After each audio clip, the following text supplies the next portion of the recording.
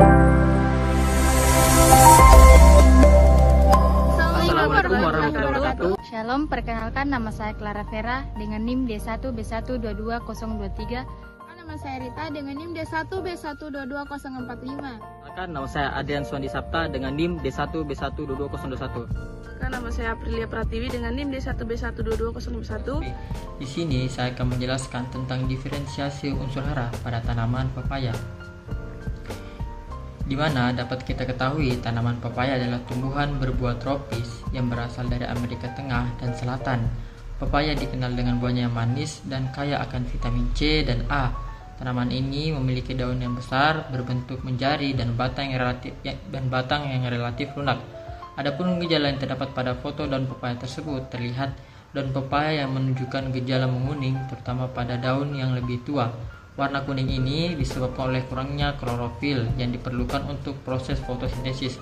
Ketika nitrogen tidak mencukupi tanaman tidak dapat mensintesis klorofil secara optimal. Adapun hasil pengamatan lain yaitu di mana ukuran daun yang lebih kecil dan pertumbuhan tanaman yang terhambat secara umum. Lalu cara penanganan gejala tersebut yaitu yang pertama, melakukan pemupukan. Aplikasi pupuk yang kaya nitrogen seperti urea atau amonium nitrat, pupuk organik seperti kompos atau pupuk kandang juga dapat digunakan untuk menambah nitrogen ke dalam tanah. Yang kedua, melakukan rotasi tanaman, menanam tanaman legum kacang-kacangan yang bisa mengikat nitrogen di tanah. Yang ketiga, melakukan pengelolaan irigasi. Pastikan tanaman mendapatkan air yang cukup tetapi tidak berlebihan untuk menghindar pencucian nitrogen dari tanah. Jika gejala tersebut tidak segera ditangani, yang pertama, di mana pertumbuhan terhambat, tanaman pepaya akan mengalami pertumbuhan yang lambat dan tidak optimal karena nitrogen. Pentingnya untuk pembentukan klorofil dan proses fotosintesis. Kedua, penurunan hasil produksi buah akan menurunkan baik dari segi jumlah maupun kualitas karena tanaman tidak memiliki cukup nutrisi untuk menghasilkan buah yang sehat. Ketiga, kerentanan terhadap penyakit. Tanaman yang kekurangan nitrogen lebih rentan terhadap serangan hama dan penyakit karena kondisi kesehatan yang menurun. Berdasarkan hasil pengamatan saya secara langsung pada tanaman cabai seperti yang ada di video ini, saya berpendapat bahwa tanaman ini kekurangan unsur hara magnesium. Hal ini dapat dilihat dari gejala daun yang menguning yang muncul di antara tulang-tulang daun. Gejala yang umum terjadi pada tanaman yang kekurangan magnesium ialah daun tua yang akan mengalami klorosis atau daun yang awalnya berwarna hijau berubah menjadi kekuningan dan banyak adanya bercak warna kuning yang akan muncul di antara tulang-tulang daun tersebut. Hal ini menunjukkan hal yang serupa pada tanaman cabai yang saya amati, khususnya bagian daun. Sebelumnya kita harus mengetahui bahwa magnesium atau Mg adalah salah satu dari 3 makronutrien sekunder bersama dengan kalsium dan sulfur yang dibutuhkan untuk keseimbangan nutrisi tanaman. Jika diabaikan, kekurangan magnesium dapat menyebabkan berkurangnya pertumbuhan dan hasil tanaman. Magnesium memainkan peran penting dalam berbagai fungsi di dalam tanaman, diantaranya sebagai komponen struktur klorofil karena magnesium merupakan atom pusat molekul klorofil.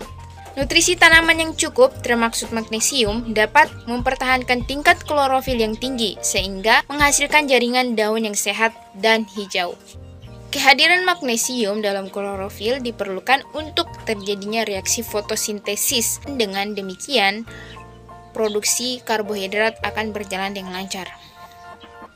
Pengangkutan karbohidrat dari daun ke jaringan akar tanaman, pucuk, dan organ reproduksi yang sedang tumbuh aktif memerlukan kadar magnesium yang cukup. Kekurangan magnesium dapat mengurangi pertumbuhan akar. Magnesium bersifat mobile di dalam tanaman dan biasanya berpindah dari jaringan tua ke jaringan muda. Oleh karena itu, defisien magnesium biasanya muncul pertama kali pada daun tua. Konsentrasi magnesium yang rendah pada tanaman akan menyebabkan klorosis intervernal. Bila defisien magnesium makin parah, maka kemerahan pada jaringan daun juga bisa terjadi.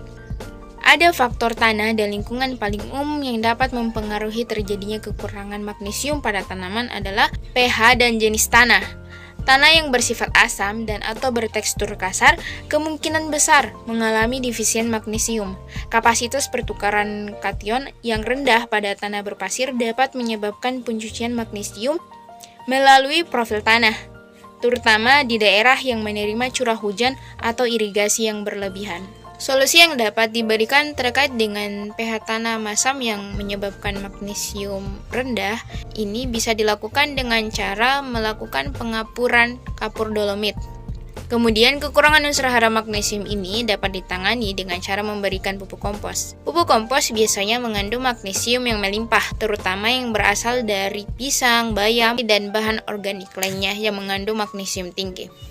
Di sini saya akan membahas tentang layu bakteri pada daun ubi kayu. Langsung saja, daun ubi kayu yang terserang layu bakteri umumnya disebabkan oleh serangan bakteri Xanthononas, Axonopodis, Manihottis. Bakteri ini mudah menginfeksi tanaman singkong dan dapat disebarkan melalui angin, percikan hujan, atau kontak dengan tanaman yang terinfeksi. Gejala-gejala layu bakteri pada daun ubi kayu: yang pertama, daun menguning dan layu secara tiba-tiba seperti tersiram air panas. Yang kedua, daun layu yang tetap menempel pada batang tanaman. Yang ketiga, pada batang dan akar tanaman terlihat berubah warna pada jaringan pembuluh. Yang keempat, umbi tanaman bisa membusuk. Kekurangan unsur hara yang dapat mempengaruhi layu bakteri pada tanaman daun singkong. Yang pertama, kekurangan kalsium. Unsur hara kalsium berperan penting dalam membangun dinding sel tanaman. Kekurangan kalsium dapat membuat tanaman lebih rentan terhadap infeksi bakteri. Yang kedua, kekurangan baron. Baron membantu tanaman dalam menyerap kalsium dan air. Kekurangan baron dapat menyebabkan tanaman mengalami stres, lebih mudah terserang penyakit. Faktor lain yang meningkatkan risiko layu bakteri: pertama, musim hujan; kedua, tanaman yang stres; ketiga, praktik budidaya yang tidak tepat. Sanitasi lahan yang buruk dan pemupukan yang tidak seimbang dapat meningkatkan risiko layu bakteri. Jika daun ubi layu bakteri tidak segera ditangani, maka tanaman daun akan mati. Yang kedua, penurunan hasil panen. Ketiga, kerugian ekonomi. Yang keempat, menyebarnya penyakit ke kebun lain. Yang kelima, gangguan ekosistem. Berikut ini untuk menangani daun ubi kayu yang terkena layu bakteri. Yang pertama, cabut atau musnahkan tanaman yang terinfeksi. Yang kedua, sanitasi lahan. Yang ketiga, gunakan varietas ubi kayu yang tahan terhadap layu bakteri. Yang keempat, lakukan rotasi tanaman. Yang kelima, gunakan pupuk organik. Dan yang keempat, terapkan pengendalian hayati. Di sini saya akan menjelaskan tentang gejala yang terdapat pada daun jagung. Seperti yang kita lihat pada gambar bahwa tanaman jagung tersebut terdapat bercak coklatan, yang dimana disebut sebagai potasium defisiensi, yang disebabkan karena kekurangan unsur hara kalium yang diperlukan untuk pertumbuhan dan perkembangan tanaman. Adapun masalah yang muncul pada tanaman jagung tersebut seperti berpengaruh terhadap fotosintesis, yang dimana kalium berperan penting dalam fotosintesis, sehingga kekurangan kalium dapat mengganggu sintesis glukosa dan karbohidrat yang dibutuhkan oleh tanaman. Masalah yang kedua yaitu pengaruh pada transportasi air atau pengangkutan air, yang dimana kalium juga berperan dalam pengangkutan air dan nutrisi, sehingga kekurangan kalium dapat mengganggu proses translokasi unsur hara dan air yang dibutuhkan oleh tanaman jagung tersebut. Yang ketiga yaitu pengaruh pada resistensi penyakit, yang dimana kalium juga berperan dalam resistensi penyakit, sehingga kekurangan kalium dapat meningkatkan risiko tanaman terhadap serangan penyakit. Adapun cara untuk menganalisis dan mengatasi masalah kekurangan kalium pada tanaman jagung tersebut yaitu pemupukan kalium, yang dimana pemupukan kalium menggunakan pupuk KNO3 atau KCI yang dapat meningkatkan tingkat kalium dalam tanah dan mengatasi kekurangan kalium. Cara yang kedua yaitu penggunaan pupuk organik, yang dimana pupuk organik seperti kotoran kambing, sapi yang dapat digunakan sebagai sumber kalium yang lebih efektif dan ramah lingkungan. Yang ketiga yaitu penggunaan teknologi irigasi, yang dimana penggunaan teknologi irigasi yang efektif dapat membantu meningkatkan tingkat air di dalam tanah dan mengurangi kekurangan air yang dapat memperburuk kekurangan kalium. Adapun konsekuensi yang dapat terjadi pada tanaman jagung ketika tidak segera ditangani, yaitu dapat berpengaruh terhadap fotosintesis, dapat berpengaruh terhadap resistensi penyakit, dapat berpengaruh terhadap pertumbuhan tanaman, yang dimana kekurangan kalium dapat mengganggu pertumbuhan tanaman seperti mengurangi tinggi tanaman sehingga tanaman menjadi kerdil. Berdasarkan diagnosa defensi unsur hara yang telah dibahas, maka perlu dilakukan analisis tanah, pupuk, dan jaringan tanaman. Agar defensi unsur hara ini dapat teratasi, analisis tanah untuk tanaman yang kekurangan unsur hara merupakan langkah pertama penting untuk memastikan bahwa tanaman mendapatkan nutrisi yang perlu untuk pertumbuhan optimal. Berikut ini adalah langkah-langkah yang perlu diikuti. Yang pertama, pengambilan sampel tanah. Ambil sampel tanah dari beberapa lokasi yang berbeda dalam area yang akan dianalisis. Gali tanah hingga kedalaman sekitar 15-20 cm. Campurkan sampel tanah dari berbagai lokasi untuk mendapatkan sampel yang representatif. Yang kedua, persiapan sampel tanah. Keringkan sampel tanah dengan cara diangin-anginkan. Jangan dijemur secara langsung di bawah sinar matahari. Hancurkan tanah yang sudah kering dan saring menggunakan saringan dengan ukuran lubang sekitar 2 mm. Yang ketiga, analisis laboratorium. Kirim sampel tanah ke laboratorium pertanian untuk analisis kimia.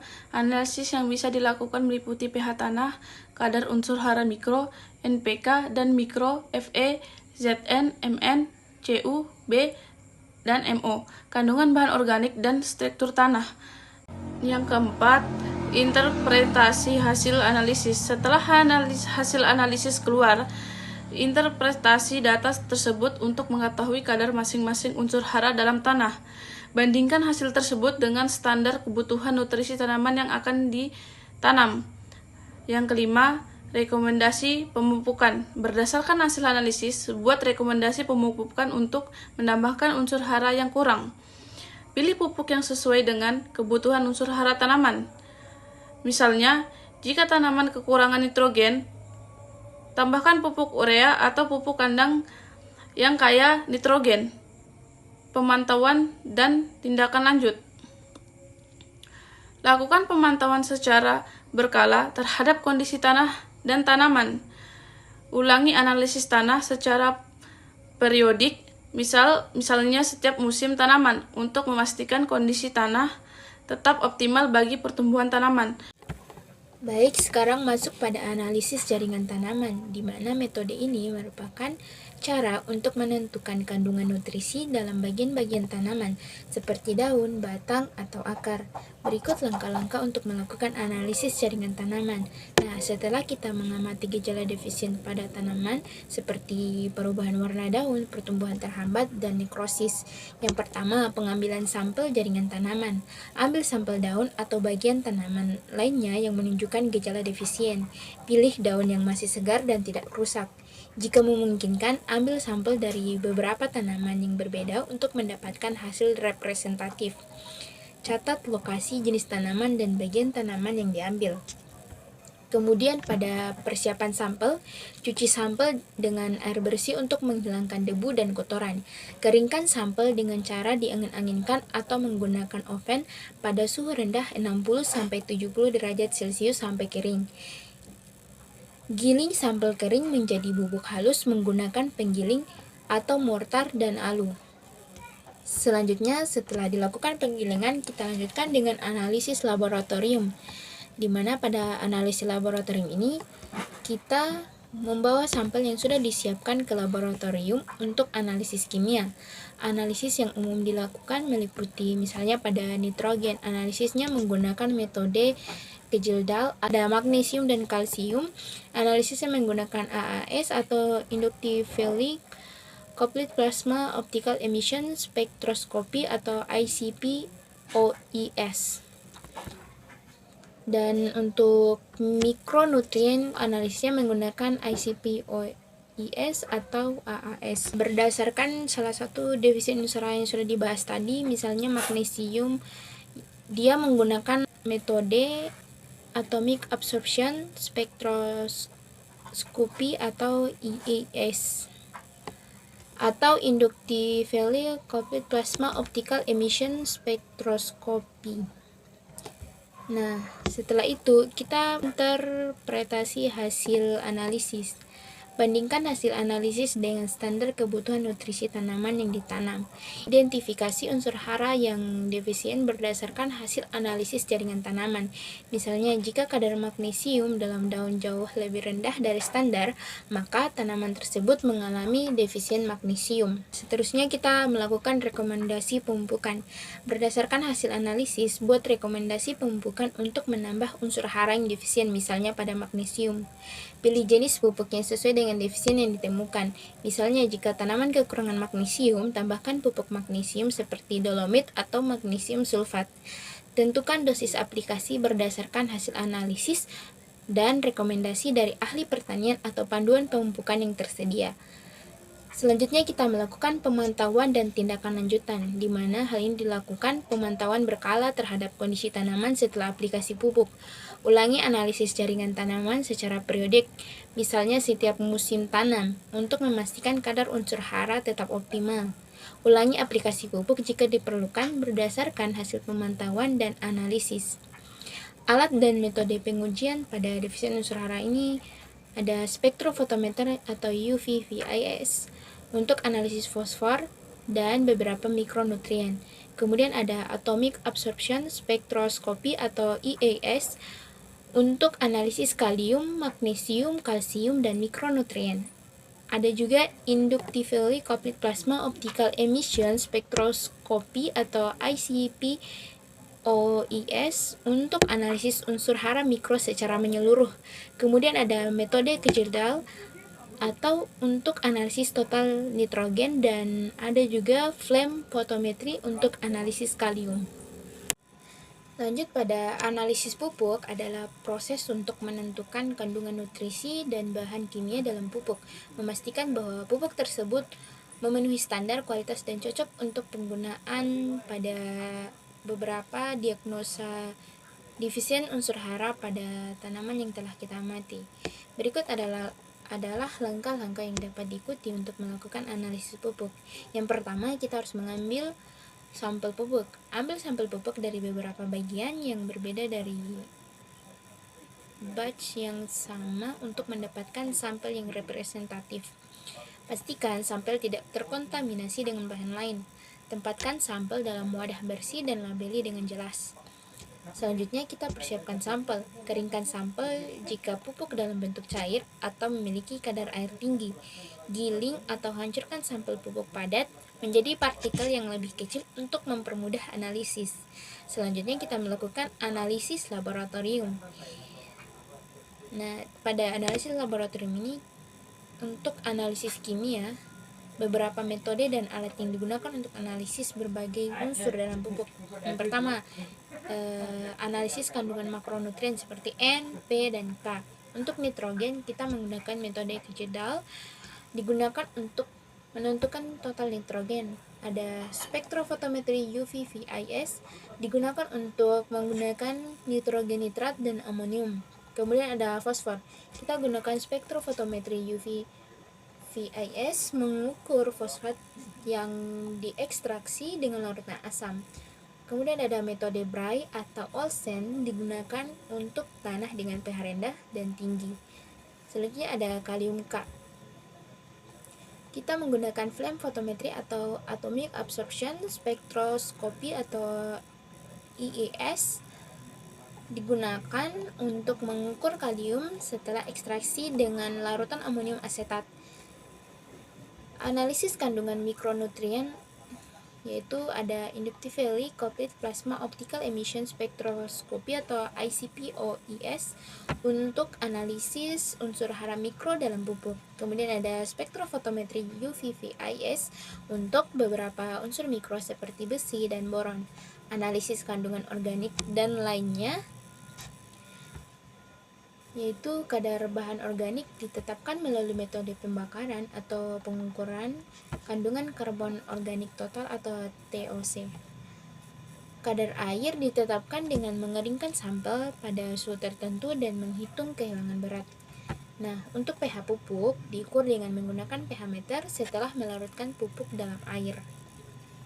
Nah, berkaitan dengan interpretasi hasil analisis, bandingkan hasil analisis dengan standar yang ditetapkan oleh Badan Pengawas atau Pedoman Pertanian. Pastikan pupuk mengandung nutrisi dalam jumlah yang sesuai dengan yang tertera pada label.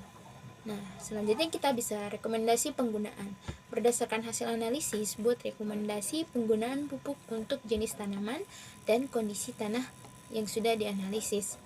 Nah, tentukan dosis aplikasi pupuk yang optimal berdasarkan kebutuhan tanaman dan hasil analisis. Beberapa alat dan metode yang digunakan: spektrofotometer untuk analisis unsur hara seperti nitrogen, fosfor, dan mikronutrien; atomic absorption spektroskopi atau AAS untuk analisis kalium dan mikronutrien; inductively coupled plasma optical emission spectroscopy atau ICP OIS untuk analisis unsur hara mikro secara menyeluruh. Kemudian ada pH meter untuk mengukur pH pupuk, metode Gjedal untuk analisis total nitrogen, flame photometer untuk analisis kalium, metode gravimetri untuk analisis bahan organik dan kadar air.